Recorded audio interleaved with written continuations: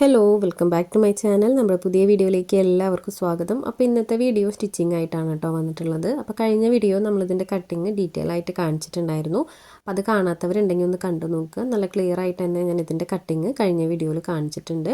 അപ്പോൾ ഞാൻ ലിങ്ക് താഴെ കൊടുക്കാം കേട്ടോ. അപ്പോൾ ആദ്യം കട്ടിങ് ഒന്ന് കണ്ടു നോക്കുക, അതിനുശേഷം സ്റ്റിച്ചിങ് കാണാനായിട്ട് ശ്രമിക്കുക കേട്ടോ. അപ്പോൾ നമുക്ക് വൈകാതെ വീഡിയോ സ്റ്റാർട്ട് ചെയ്യാം. വീഡിയോ സ്റ്റാർട്ട് ചെയ്യാനായിട്ട് മുന്നേ നമ്മുടെ ചാനൽ ആദ്യമായിട്ട് ആരെങ്കിലും കാണുകയാണെങ്കിൽ ഒന്ന് സബ്സ്ക്രൈബ് ചെയ്യുക, സപ്പോർട്ട് ചെയ്യുക. ഒരുപാട് വീഡിയോസ് ഉണ്ട് നമ്മുടെ ചാനലിൽ. അപ്പോൾ നിങ്ങൾ സമയമുള്ളപ്പോൾ ഒന്ന് കയറി നോക്കിയിട്ട് നിങ്ങൾക്കും കൂടെ യൂസ്ഫുൾ ആവാൻ തോന്നുന്നുണ്ടെങ്കിൽ നമ്മുടെ ചാനലൊന്ന് സബ്സ്ക്രൈബ് ചെയ്യാനും മറ്റുള്ളവർക്കായിട്ടൊന്ന് ഷെയർ ചെയ്ത് കൊടുക്കാനും ശ്രമിക്കണം. അപ്പോൾ നമുക്ക് ഇന്നത്തെ വീഡിയോ നോക്കാം. അപ്പോൾ നമ്മൾ ഓൾറെഡി കട്ട് ചെയ്ത് വെച്ചിട്ടുണ്ട്, എല്ലാ പീസുകളും നമ്മൾ വേണ്ട വിധത്തിൽ കട്ട് ചെയ്ത് വെച്ചിട്ടുണ്ട്. അപ്പോൾ ആദ്യം നമ്മൾ സ്റ്റിച്ച് ചെയ്യാനായിട്ട് എടുക്കുന്നത് ഫ്രണ്ട് പോർഷനാണ് കേട്ടോ. ഈ ഒരു ഫ്രണ്ട് പോർഷനിൽ നമുക്ക് ആദ്യം സ്റ്റിച്ച് ചെയ്തെടുക്കാം. അപ്പോൾ അതിനായിട്ട് നമ്മളൊരു ചെറിയ പീസ് വേറെ കട്ട് ചെയ്ത് വെച്ചിട്ടുണ്ടായിരുന്നു. ചെറിയൊരു ബോർഡർ പോലെ നമ്മൾ ഒരു ചെസ്റ്റിൻ്റെ ആ ഭാഗത്ത് നമ്മൾ കൊടുക്കുന്നുണ്ട്. അപ്പോൾ അത് ഈ ഒരു സെയിം കളർ ക്ലോത്ത് വെച്ചിട്ട് ചെയ്യണമെന്നില്ല കേട്ടോ. നമുക്കിപ്പോൾ നമ്മൾ യൂസ് ചെയ്യുന്ന മെറ്റീരിയലിൽ വേറെ ഏതെങ്കിലും കളറൊക്കെ ഉണ്ടെങ്കിൽ അത് വെച്ചിട്ട് ചെയ്യാം.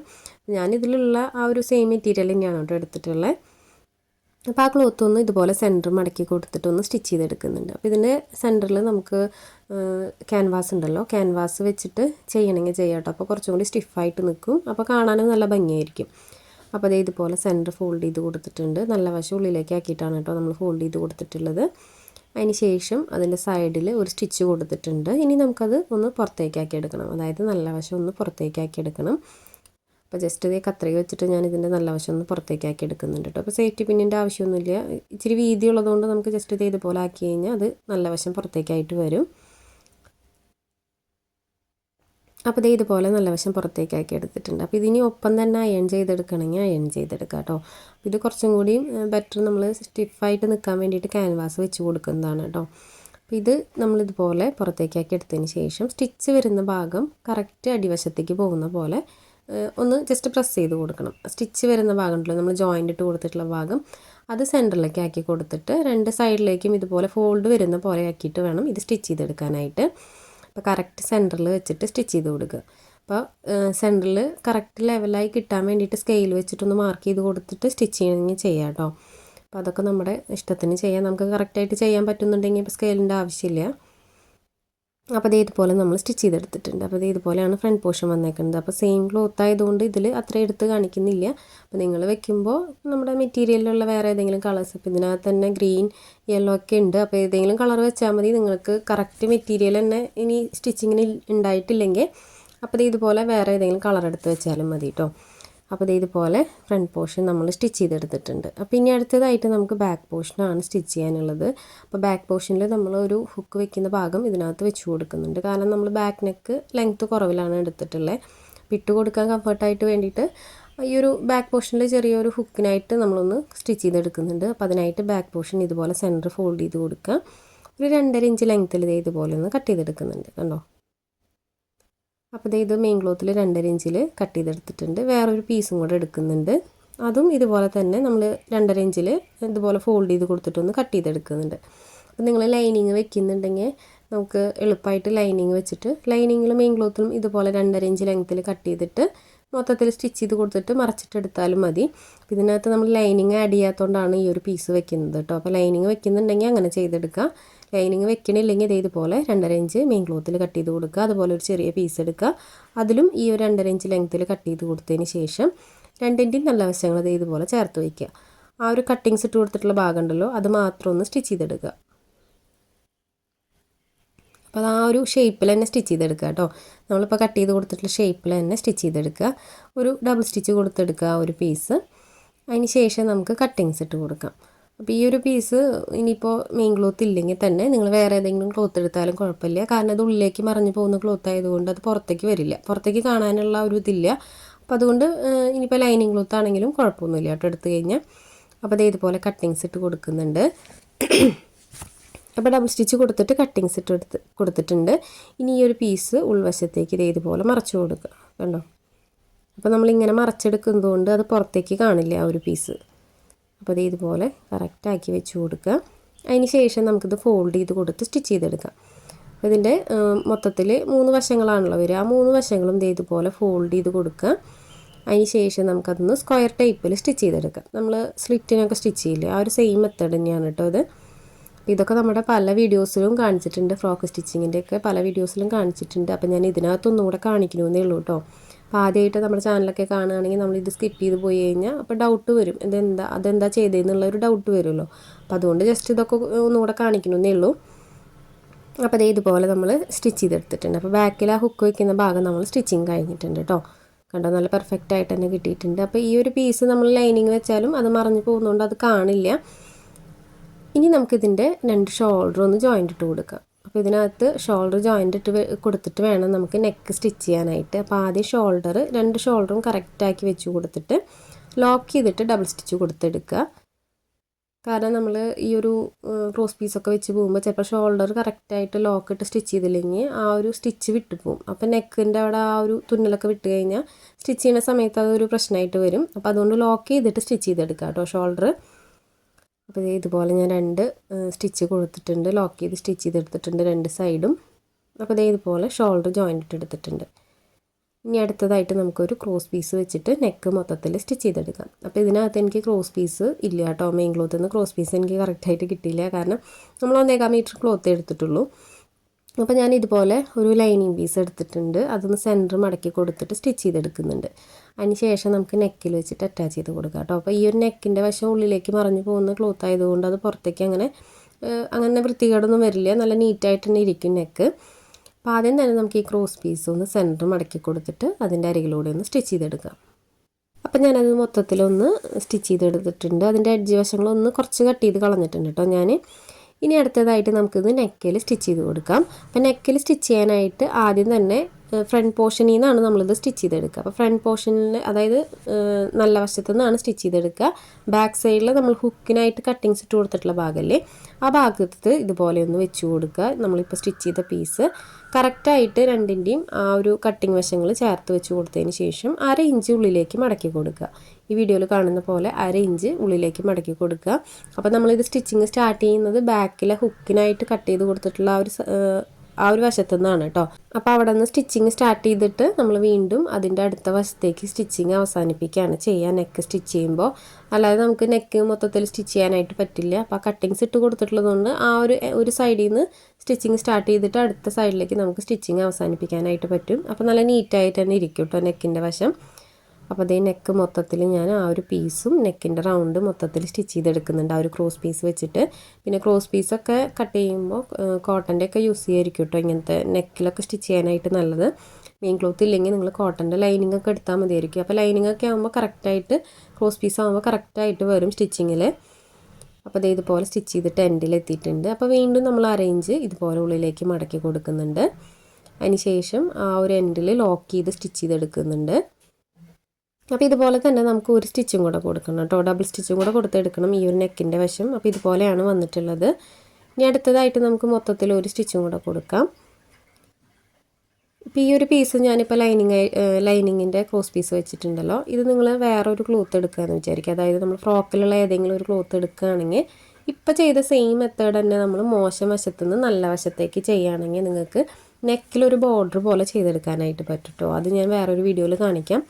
ഇപ്പോൾ ചെയ്ത സെയിം മെത്തേഡ് നമ്മളിപ്പോൾ നല്ല വശത്തുനിന്ന് ഉള്ളിലേക്കാണ് മറിച്ച് കൊടുക്കുന്നത്, അത് നേരെ തിരിച്ച് ചെയ്യാം. മോശം വശത്തുനിന്ന് നല്ല വശത്തേക്ക് മറിച്ച് കൊടുക്കുകയാണെങ്കിൽ ചെറിയൊരു ബോർഡർ പോലെ നമുക്ക് നെക്കിൽ മൊത്തത്തിൽ ചെയ്തെടുക്കാനായിട്ട് പറ്റും.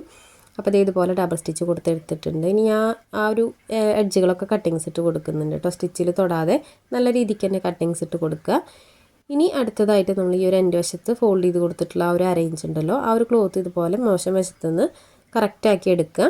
ഇനി മോശം വശത്തേക്ക് ഇതുപോലെ ഒന്ന് ഫോൾഡ് ചെയ്ത് കൊടുത്തിട്ട് നെക്ക് മൊത്തത്തിലൊന്ന് സ്റ്റിച്ച് ചെയ്തെടുക്കാം. നോർമലി നമ്മൾ ക്രോസ് പീസ് മറച്ച് സ്റ്റിച്ച് ചെയ്യുക എങ്ങനെയാണോ അതുപോലെ തന്നെയാണ് ഇതും ചെയ്തെടുക്കേണ്ടത്.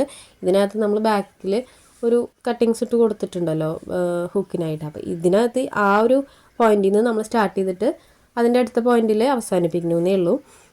അപ്പോൾ ഇത് എളുപ്പത്തിൽ ചെയ്തെടുക്കാനായിട്ടും പറ്റും, നല്ല നീറ്റായിരിക്കും, നല്ല ഫിനിഷിങ്ങിൽ ഇരിക്കും കേട്ടോ നെക്കും അതുപോലെ ബാക്ക് സൈഡൊക്കെ. അപ്പോൾ ഇതുപോലെ നമ്മൾ മൊത്തത്തിൽ സ്റ്റിച്ച് ചെയ്തെടുക്കുന്നുണ്ട്. അപ്പോൾ ഞാനിതൊന്ന് മൊത്തത്തിൽ ആ ഒരു പീസ് ഉൾവശത്തേക്ക് മറച്ചു കൊടുത്തിട്ട് സ്റ്റിച്ച് ചെയ്തെടുത്തിട്ടുണ്ട്. പിന്നെ ഈ ഒരു പീസുകളൊക്കെ നമ്മൾ സ്റ്റിച്ച് ചെയ്യുമ്പോൾ എന്ത് ചെയ്യണമെന്ന് വെച്ച് കഴിഞ്ഞാൽ നമ്മൾ സ്റ്റിച്ചിങ് കഴിഞ്ഞ് ഒപ്പം തന്നെ അയൺ ചെയ്തെടുക്കുക. അപ്പോൾ അയൺ ചെയ്തെടുക്കുമ്പോൾ കുറച്ചും കൂടി പെർഫെക്റ്റ് ആയിട്ടും സ്റ്റിച്ചിങ് ഒക്കെ നല്ല ഫിനിഷിങ്ങിലും നമുക്കത് കാണുമ്പോൾ തന്നെ മനസ്സിലാവും, സ്റ്റിച്ചിങ് ഒക്കെ നല്ല നീറ്റായിട്ട് തന്നെ കിട്ടും. അപ്പോൾ ഇത് മൊത്തത്തിൽ ഞാനതൊന്ന് സ്റ്റിച്ച് ചെയ്തെടുക്കുന്നുണ്ട്. അപ്പോൾ ഇതിനകത്ത് ഞാനൊരു സ്ലീവ് വെച്ച് കൊടുക്കുന്നുണ്ട്, ഒരു കുഞ്ഞ് സ്ലീവാണ്. അപ്പോൾ അതും കൂടെ എങ്ങനെ വെച്ച് കൊടുക്കാൻ നോക്കാം. ബാക്കി നമ്മൾ നോർമൽ ഒരു ഫ്രോക്കിൽ ചെയ്യുന്ന പോലെ തന്നെ താഴെ പ്ലീറ്റ്സ് ഇടുന്നു, സൈഡിൽ ടൈ വെച്ച് കൊടുത്ത് സൈഡ് ജോയിൻ്റ് ഇട്ട് എടുക്കലാണ് ഇതിനകത്ത് ബാലൻസ് ഉള്ളത്. അപ്പോൾ ഇതുപോലെ നമ്മൾ സ്റ്റിച്ച് ചെയ്തെടുത്തിട്ടുണ്ട്. ഇനി അടുത്തതായിട്ട് നമുക്ക് സ്ലീവാണ് കേട്ടോ നോക്കേണ്ടത്. അപ്പോൾ ഇത് നല്ല പെർഫെക്റ്റ് ആയിട്ട് തന്നെ കിട്ടിയിട്ടുണ്ട് കണ്ടോ, നല്ല നീറ്റായിട്ട് തന്നെ കിട്ടിയിട്ടുണ്ട്.